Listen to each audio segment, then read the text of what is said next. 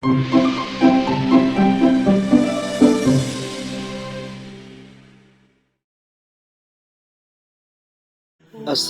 আলাইকুম ওরহমতুল্লাহি অবরকাতু। সুপ্রিয় শ্রোতা মণ্ডলী, হাজির হলাম চ্যানেলের নতুন আরেকটি ভিডিও নিয়ে। আজকের ভিডিওতে আলোচনা করব মেয়েদের বিবাহের সময় স্বামীর পক্ষ থেকে যে নাকফুল দেওয়া হয়, এটা মেয়েদের নাকে ব্যবহার করা কি বাধ্যতামূলক? এ সম্পর্কে ইসলাম কি বলে?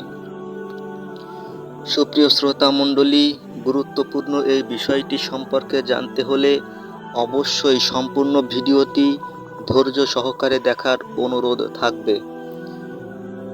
ইসলামিক দৃষ্টিকোণ থেকে নাকফুল অর্থাৎ নথ বা নাকের দুল ব্যবহার করা বাধ্যতামূলক, ফরজ বা ওয়াজিব কোনোটি নয়।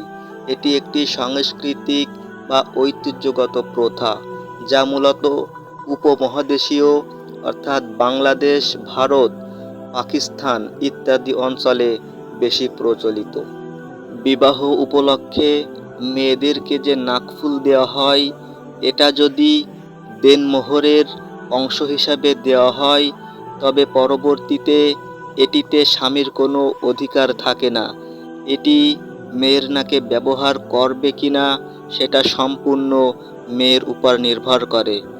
আর যদি দেনমোহর বাদেও এটি বাড়তি অংশ হিসেবে স্বামীর পক্ষ থেকে মেয়েকে দেওয়া হয়, তবে এটা মেয়ে ব্যবহার করবে কিনা সেটাও মেয়ের উপরই নির্ভর করে।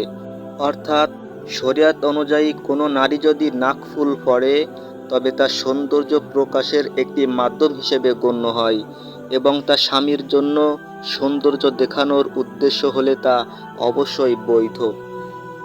কিন্তু মনে রাখতে হবে, নাকফুল না পরলে কোনো গুনাহ হয় এবং এতে কোনো ধর্মীয় আচার লঙ্ঘন হয় এমনটি নয়। সুতরাং বাধ্যতামূলক নারীদের নাকে নাকফুল দেওয়া, এটা জোর করা সম্পূর্ণ ইসলাম বিরোধী।